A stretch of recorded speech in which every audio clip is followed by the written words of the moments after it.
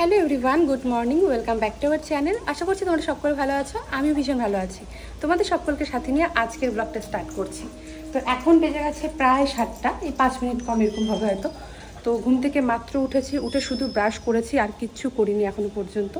তো ভাবলাম যে চলো ব্লগটা স্টার্ট করি, কারণ কালকে কোনো রকম ব্লগ শ্যুট করিনি। কালকে ছিল রাখি পূর্ণিমা, আর কালকে শরীরটা এতটাই খারাপ ছিল, কি বলবো, কদিন ধরে এরকম শরীরটা খারাপ। সারাটা দিন এত খারাপ যায়, এত শরীরটা যন্ত্রণা করে, কি বলবো। রাতের বেলা তো ঘুম হতে চায় না, আর ঘুম থেকে উঠতে উঠতে অনেকটাই লেট হয়ে যায়। কেন বলো তো? কারণ রাতের বেলা ভালো করে শুতে পারি না, আর দিনের বেলা এত অস্থির লাগে শরীরটা, না কিছু খেতে পারি, একদম খিদে থাকে না। গলার এখানে যে কি হয় রোজ আমি জানি না, মানে শুলে পরে দমটা বন্ধ হয়ে যায়, আর মানে সারাদিন মনে হয় এখানে কি একটা টোপলা হয়ে আছে, এরকম অসহ্য লাগে। যেই কারণে ঘুম হয় না, রাতের বেলা ঘুমোতে ঘুমোতেও লেট হয়ে যায়, আর সকালে উঠতে উঠতেও দেরি হয়ে যায়। তো এখন করব চা, সবাইকে চা খেতে দিব। আর কিছু কথা তোমাদের সঙ্গে আজকে বলার আছে আর কি। মানে কালকে ছিল রাখি পূর্ণিমা, কালকে কোনো রকম ব্লগ শ্যুট করতে পারিনি। তো ভেবেছিলাম যে একটা ছোট ভিডিও তোমাদের সঙ্গে শেয়ার করি। তো ভাই এসেছিলো 2-3টের দিকে, তারপর ভাইকে রাখি পরেছিলাম, সেই ভিডিওটাই আমি তোমাদের সঙ্গে শেয়ার করেছিলাম। তো ওখানটায় আমি অনলাইন এমনি একটা নাইটি পরেছিলাম। তো তোমরা গিয়ে দেখে এসো যে ভিডিওটাতে কী এমন খারাপ পোশাক পরেছি। একজন আমাকে কমেন্ট করেছে যে ভাইয়ের সামনে ওড়না ছাড়া যাই, আমার লজ্জা করে না। সত্যি কি আমি খুব খারাপ পোশাক পরেছি? আর আমি যেটা জানি যে আমি সব সময় আমার ভিডিওতে ভদ্রতা বজায় রেখেই কিন্তু ভিডিওগুলো করি। আর আমার ভিডিওগুলো মানে তাদের বাবা মার সঙ্গে সন্তানরা বসে দেখতে পারবে, এই ধরনের ভিডিওই কিন্তু আমি শেয়ার করি। যে মানে বাবা মার সামনে সন্তানরা আমার ভিডিও দেখতে লজ্জা পাবে, এই ধরনের কোনো ভিডিও কিন্তু আমি কখনোই তোমাদের সঙ্গে শেয়ার করি না। সবসময় ভদ্রতা বজায় রেখেই আমি ভিডিও শেয়ার করি। আর নাইটির মধ্যে ওড়না নেই তো কী হয়েছে, সেখানটায় তো মানে বাজে কিছু দেখা যাচ্ছে না, ভিডিওটা তো ভালোই হয়েছে।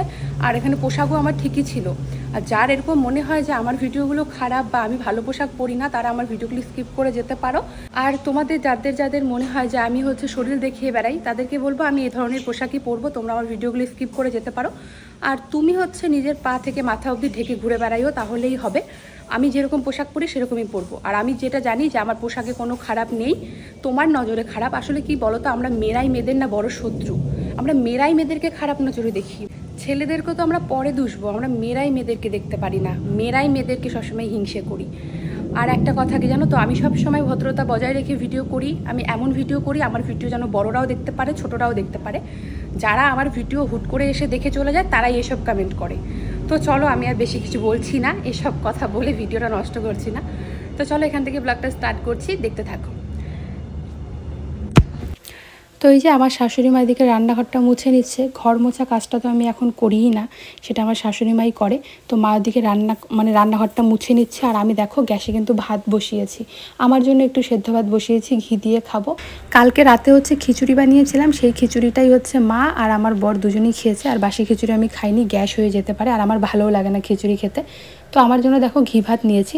আর আমি না আলু সেদ্ধ লঙ্কা টঙ্কা দিয়ে মেখে তারপর ঘি দিয়ে খাবো, ওইভাবে ভালো লাগে না।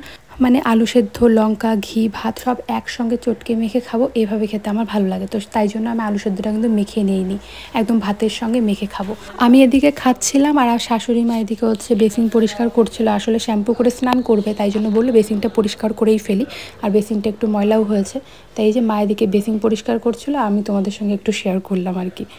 আর আমার না কিছু কথা তোমাদের থেকে জানার আছে, কারণ সব কিছু তো আর প্রেগনেন্সিতে সবাই জানতে পারে না, তাই না? আমার না এত পরিমাণে পুরো শরীর জুড়ে এত চুলকনি হয়েছে। এতদিন তো চুলকানিটা ছিল ওই শরীরে, কিন্তু এত পরিমাণে ছিল না। যখন থেকে 9 মান্থ পড়েছে, তখন থেকে যেন আরও বেশি বেড়ে গেছে। গলা হাত পা পুরো শরীরেই এত পরিমাণে চুলকোয়। কী করলে কমবে প্লিজ তোমরা একটু জানিও তো। আমি না অনেক ধরনের মলম লাগাচ্ছি, কিন্তু কোনোটা দিয়েই কমছে না। আর অনেকেই বলে প্রেগনেন্সিতে অনেকের নাকি এরকমটা হয়, কিন্তু এখন তো সহ্যই করা যাচ্ছে না, সারা দিন এত পরিমাণে চুলকোয়, সহ্যই করা যায় না। তো তোমরা যদি কেউ জানো প্লিজ একটু জানিও। তো আমার শাশুড়ি মা এদিকে বেসিন পরিষ্কার করে চলে গেছে স্নান করে পুজো দিতে। আর আমি ভাবলাম ঘরটা একটু পরিষ্কার করে নিই, আর মা পুজো দিয়ে এসে পরে দুপুরবেলা রান্না করবে। তো আমি যে বিছানাটা সুন্দরভাবে পরিষ্কার করে নিলাম, কারণ বিছানাটা যদি পরিষ্কার না থাকে না, ঘুমিয়ে শান্তি লাগে না। বিছানাটা গুছিয়ে আমি যে বাইরে চলে এসেছি, কারণ না এখন কাজ করতে একদম ইচ্ছে করে না। পুরো প্রেগনেন্সিতে আমি প্রচুর কাজ করতাম, কিন্তু এখন আর ভালো লাগে না কাজকর্ম করতে, সারাদিন মনে হয় শুয়ে থাকি। আর বাইরে এত সুন্দর হাওয়া দিয়েছে, ভাবলাম বিছানাটা গুছিয়ে বাইরে গিয়ে একটু হাওয়া খেয়ে আসি। আর এইদিকে আমার শাশুড়ি মায়ের পুজো দেওয়া হয়ে গেছে, তাই আমাকে প্রসাদ দিচ্ছিল। আর একটা প্রসাদ পড়েও গেল, পরে মাটা ধুয়ে খেয়ে নেবে আর কি। প্রসাদ যেহেতু প্রথমে দিতে গিয়ে পড়ে গেছে, তো মা পরে প্রণাম করে খেয়ে নেবে। তো এদিকে আমাকে আরও দিচ্ছিল, আর আমার না অত ফল খেতে ভালো লাগে না। এখন জানো তো সারাদিন মনে হয় শুয়ে থাকি, আর শরীরটাও ভালো থাকে না। কত কাজ করতাম আগে, কত ভিডিও করতাম, এখন না ভিডিও করারও এনার্জি নেই, কাজ করতেও ইচ্ছে করে না, মানে কিচ্ছু ভালো লাগে না, কারণ শরীরটাই এখন ভালো নেই। অনেকেই আমাকে তোমরা বলতে যে তুমি কিভাবে এত কাজ করো, এত এনার্জি পাও কোথা থেকে, আমি তো বিছানা থেকে উঠতে পারি না। তোমাদের মতো পরিস্থিতি এখন আমারও দিন দিন হয়ে যাচ্ছে। এদিকে আমার শাশুড়ি মার মন্দিরে পুজো দেওয়া হয়ে গেছিলো, আমাকে প্রসাদ দিল, তারপরে ঘরে এসে পুজো দিচ্ছিল। আর আমি ঘরে এসে তারপরে যে জামা কাপড়গুলো ভাঁজ করছিলাম। সত্যি বলতে গেলে একদম কাজ করতে ইচ্ছে করে না, জানো তো। একটা করে কাজ করি, একটু ঘুরে বেড়াই, এসে শুয়ে থাকি, তারপর আবার একটা করে কাজ করি। সারাদিন ল্যাদ খেয়ে খেয়ে নিজের কাজগুলো করি আর কি, অন্য কোনো কাজ এখন আর করি না। এখন শুধু নিজের কাজটা নিজে করি আর কি। নিজের কাপড় গোছানো, নিজের ঘর গোছানো, এগুলো তো নিজেকেই করতে হবে, তাই না।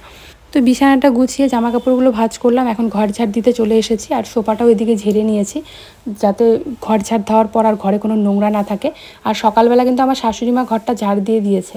তারপরে আমি এই যে স্নান করতে যাব, তাই ভাবলাম ঘরটা আমি ঝাড় দিয়ে নিই, কারণ মানে যতই ভালো করে কেউ ঝাড় দিয়ে দেখ না কেন, আমার মনে হয় যে আমার ঘরটা মনে হয় নোংরাই আছে। যতক্ষণ নিজে ঝাড় না দেবো আমার ভালো লাগে না। আর এই যে সোফার নিচ টিচ, এগুলো আমার এইভাবে ভালো করে ঝাড় দিতে হবে, না হলে আমার মনে হয় এই সোফার তুলে অনেক নোংরা আছে। তো এই যে ভালোভাবে ঝাড় দিয়ে নিচ্ছিলাম, সেরকম একটা নোংরা বের হয় না, কিন্তু এই যে আমার মনের খিটখিট। আর কাজগুলো আমি আস্তে ধীরেই করছিলাম, এখন তো ঝুঁকে ঝুঁকে কাজ করতেই পারি না, পেট শক্ত হয়ে যায়। তারপর যদি আমি ঝুঁকে কাজ করি, বেবি খুব মুভমেন্ট করে, মানে বুঝতে পারি যে ওর হয়তো কষ্ট হচ্ছে। তাই জন্য নিচে বসে বসে আমি কাজগুলো একটু মানে আস্তে ধীরেই করি। আর বিছানার উপর দেখতেই পাচ্ছ সোফার কাভারগুলো মানে বাইরে থেকে ঝেড়ে এনেছি, ভাবলাম ঘরটা ঝাড় দিয়ে তারপর হচ্ছে সোফার কাভারগুলো লাগাবো। তো ঘরটা ঝাড় দিয়ে নিলাম, এখন সোফার কাভারগুলো লাগিয়ে তারপর স্নান করে আসবো।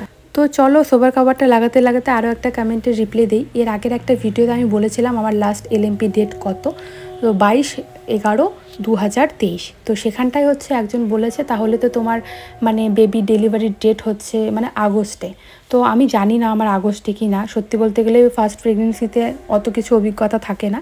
আর তার মধ্যে ডক্টর আমাকে যেই কথাটা বলেছিল আর কি, মানে ইউএসজি রিপোর্ট করার পর বলেছিল যে আমার এলএমপি ডেটের সঙ্গে আমার প্রেগনেন্সির মানে 1 মাসের হেরফের আছে, তো মানে আমাদের হিসাবে একটু গন্ডগোল আছে। আর কি বলো তো, মানে এসব নিয়ে না আমার অত অভিজ্ঞতা নেই, আর ফার্স্ট প্রেগনেন্সিতে সবাই হয়তো অতটা জানে না, আমিও সেরকম কিছু জানি না, অতটা আমি বলতেও পারি না। যা আমাকে ডক্টর বলেছে সেটা হিসেবে আমি তোমাদেরকে বলেছি আর কি। তো এদিকে কাজকর্ম করে আমি স্নান করে ঘরে চলে এসেছি। আর কালকে না একটু চুলে তেল দিয়েছিলাম, তাই চুলগুলো একটু কোকড়া কোকড়া হয়েছে। কারণ কি বলো তো, চুলের আগাগুলো কীরকম হয়ে গেছে, তাই ভাবলাম একটু শ্যাম্পু ট্যাম্পু করে তেল দিই। তাই আর কি কালকে বিকেলের দিকে তেল দিয়েছিলাম, আর খোপা করে রাখি তো, তাই চুলগুলো এরকম কোকড়ানো হয়ে যায়। আর স্নান করে এসে যতক্ষণ সিঁদুর না পরবো দেখবে, ততক্ষণ আমাদের বৌদির মুখটা কীরকম জানি একটু ফাঁকা ফাঁকা লাগে। সিঁদুরটাই মাস্ট বৌদের, সিঁদুর পরলেই দেখবে পুরো ফেসটার লুকটাই চেঞ্জ হয়ে যায়। তো এখন হচ্ছে সিঁদুর পরে নিচ্ছি, তারপর একটু রেস্ট করব। কেন জানি না স্নান করে এসে না শরীরটা খুব খারাপ লাগছিল। আর এখন ইদানিং আমার শরীরটার অবস্থা খুবই খারাপ, সারাদিন খারাপ লাগে। তো এই যে টুকিটাকি যা কাজকর্ম ছিল সেগুলো একটু করে নিয়ে স্নান করে ঘরে আসলাম। এখন বেজে গেছে 12:30। তো স্নান করে এসে শরীরটা একটু খারাপ লাগছে, ভাবছি একটু রেস্ট করে নিই। তো চলো রেস্ট করে নিই, একটু পরে তোমাদের সঙ্গে আবার দেখা হচ্ছে।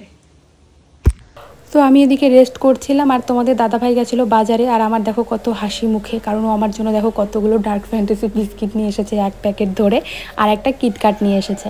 আমার না খুব ভালো লাগে এগুলো খেতে, আর আমার মিষ্টি জিনিস খেতে তো খুব ভালো লাগে, মানে চকলেট বলো, বিস্কিট, মানে এই বিস্কিটগুলো আমার খুব ভালো লাগে খেতে। তো ও হচ্ছে একটু গেছিলো চিকেন আনতে, তাই জন্য আমার জন্য এতগুলো চকলেট বিস্কিট এগুলো নিয়ে এসেছে। তো আমার আর মন মানছিল না, তাই একটা খেয়েই ফেললাম খুলে। আর তোমাদের দাদাভাই আজকে খুব চিকেন খেতে ইচ্ছে করছিল, তাই ভাবলাম যে ঠিক আছে চলো চিকেনটা আমি বানিয়েই দিই। আর পুরো রান্নাটা কিন্তু আমার শাশুড়ি মাই করেছে, ভাত ডাল করেছে, কচুরলতি করেছে। আমি শুধু চিকেনটা রান্না করব, কারণ আমার শাশুড়ি মা হচ্ছে মন্দিরে যাবে। আর তোমরা তো জানোই আমাদের বাড়িতে হচ্ছে মা যেহেতু পুজো দেয়, তাই জন্য মাংস ধরে না, আর আমার শাশুড়ি মা মাংস খায়ও না। এমনি যদি মাংস ধরে তো স্নান করতে হবে, যেহেতু পুজো দেওয়া শেষ, আবার সন্ধ্যাবাতি দেওয়ার জন্য স্নান করতে হবে, তাই জন্য আমি রান্নাটা করছি। আর এদিকে মশলা টশলা করে সব কিন্তু মা আমাকে রেডি করে দিয়েছে। আর এদিকে দেখো মা হচ্ছে কচুরলতিটা রান্না করেছে, আমি আর মা খাবো, আমার বর খাবে না, ও চিকেন হলে আর কিছু লাগে না। আর এদিকে একটু ডাল করেছে।